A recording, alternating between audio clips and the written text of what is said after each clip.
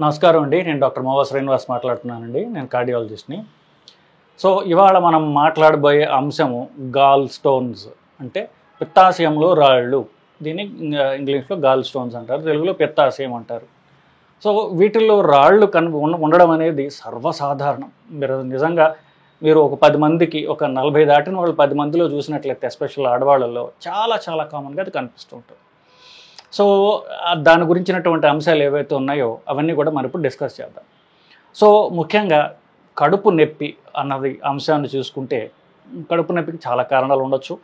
ముఖ్యంగా ఈ పై భాగంలో వచ్చేటటువంటి కడుపు నొప్పిల్లో మీకు కుడి పక్కన ఏముంటుంది, కడుపు లోపల కుడి పక్కన కాలేయం ఉంటుంది, లివర్ ఉంటుంది.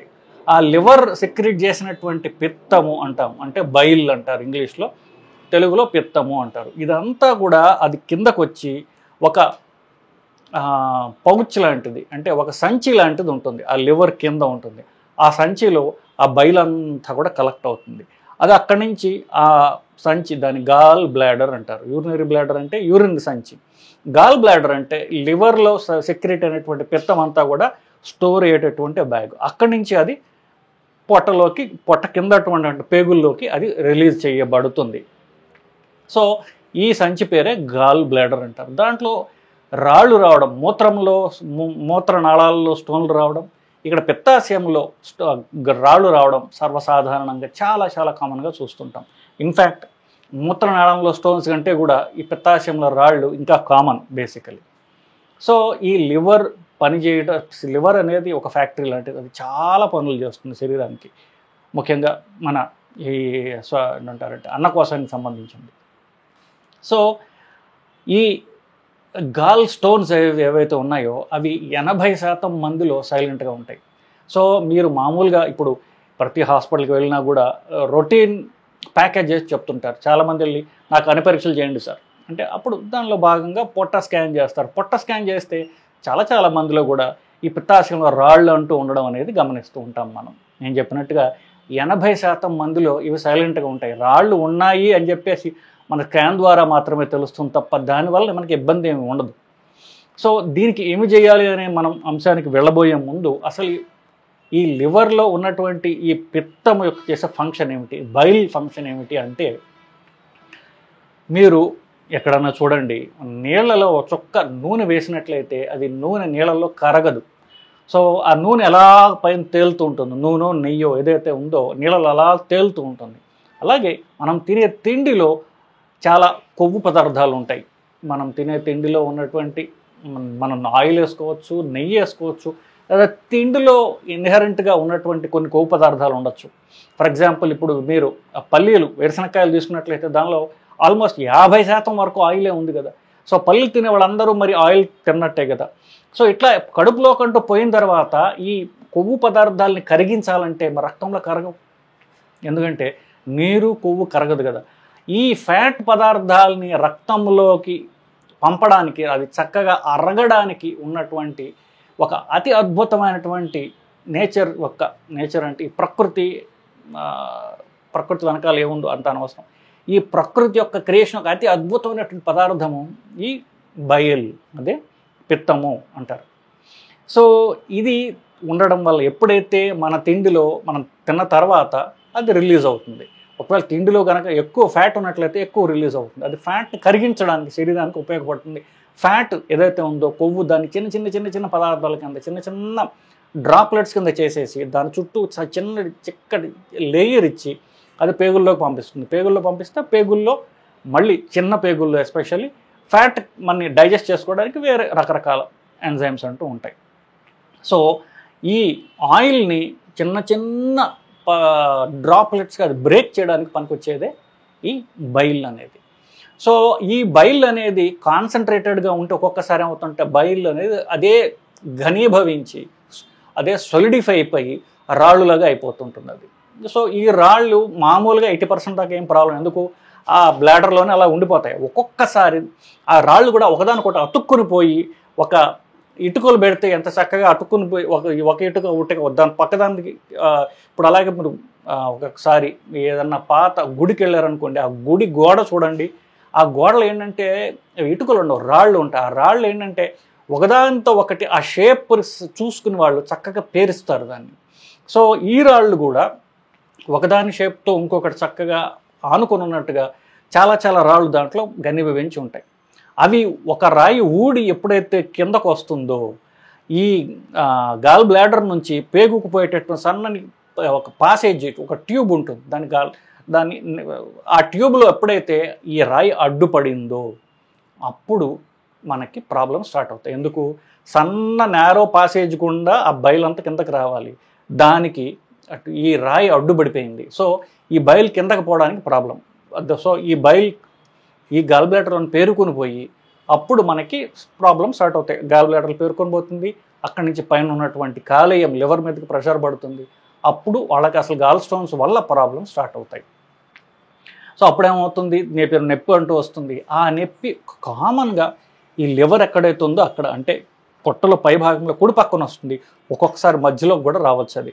సో ఎప్పుడైతే ఎవరికన్నా సరే జ్వరంగా ఉండడం, ఇక్కడ నొప్పి ఉండటం, లేదా పొట్ట పైభాగం నొప్పి ఉండడం, లేదా పొట్ట పైభాగంలో కుడి సైడు నొప్పి ఉండడం, వాంతులు రావడం, ఏమాత్రం కొవ్వు తిన్నా వాళ్ళకి వాంతుల్లాగా రావడం, ఇంకా అడ్వాన్స్గా అయితే వాళ్ళకి జాండీస్ రావడం, కళ్ళు పచ్చబడటం, మూత్రం కూడా పచ్చబడటం, లెట్రిన్ తెల్లబడటం. ఎందుకు?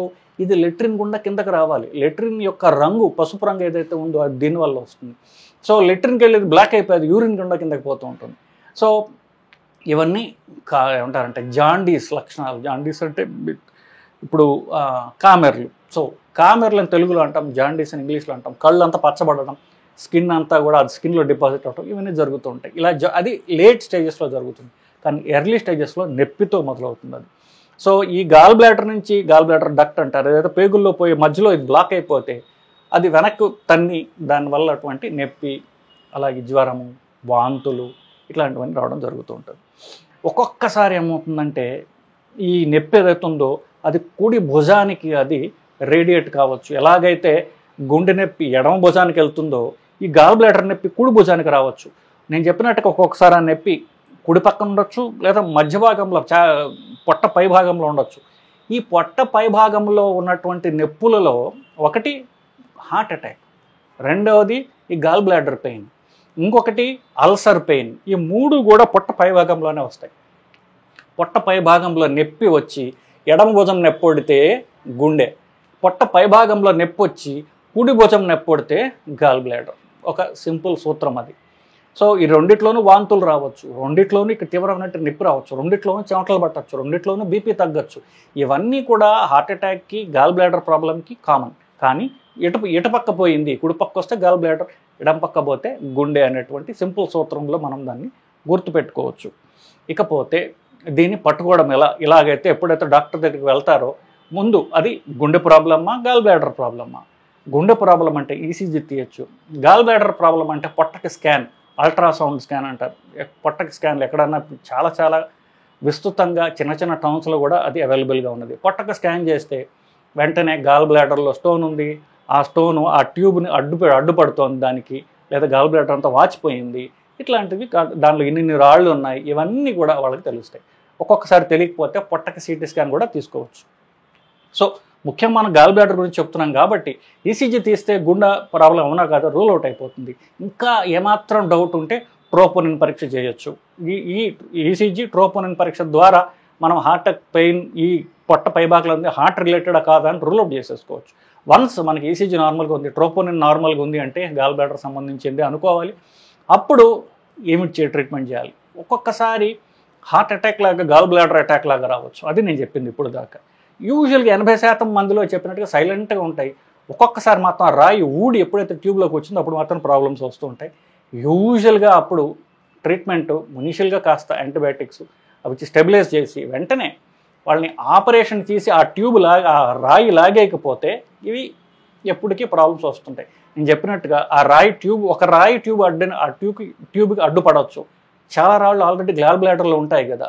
సో మొత్తం మీద గాల్ బ్లాడరు, ఆ ట్యూబు, రాయితో సహా మొత్తం అంతా తీసేయటం కామన్గా చాలామంది చేస్తూ ఉంటారు.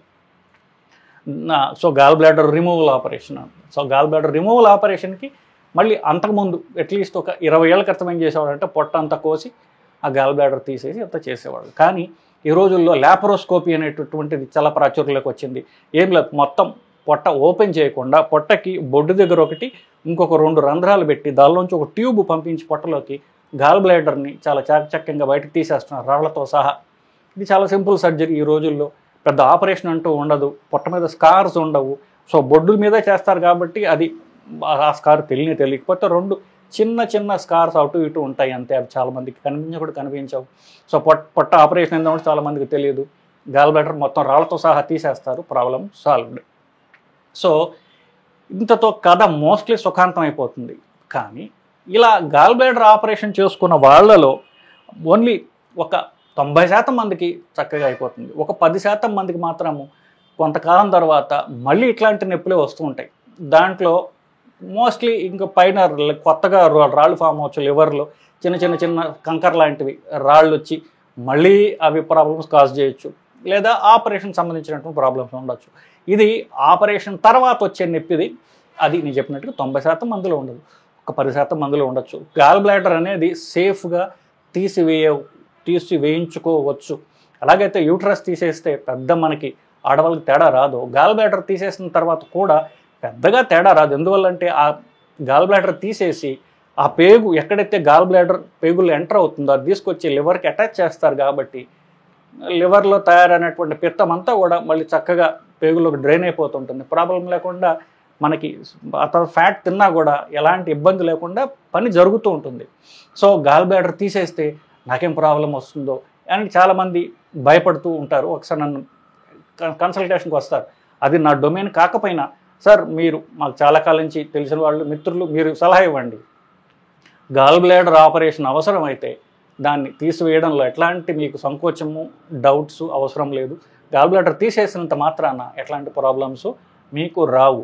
So laparoscopic operation gall bladder తీసివేయడం ఇప్పుడు చాలా సేఫ్. చాలామంది ఎక్స్పర్ట్స్ ఉన్నారు దాంట్లో. సో సేఫ్గా మీరు ఆపరేషన్ చేయించుకోవచ్చు. సో ఇదండి. సో గాల్ బ్లాడర్లో రాళ్ళు ఉంటే ఎలాంటి ప్రాబ్లమ్స్ వస్తాయి, దాన్ని ఎలాగ తెలుసుకుంటాము, దాన్ని ఒకవేళ ఆపరేషన్ అవసరం ఉంటే చేయించుకోవచ్చు అనే సంగతి కూడా మీకు చెప్పాను. సో దీని మీద ఇంకా మీకు ఏమన్నా క్వశ్చన్స్ ఉన్నట్లయితే కామెంట్స్ రూపంలో తెలియజేయండి. సబ్సిక్వెంట్గా మనం దీని గురించి ఒక వీడియో చేసి మీ డౌట్స్ని ఆన్సర్ చేసే ప్రయత్నం చేస్తానండి. నమస్కారం.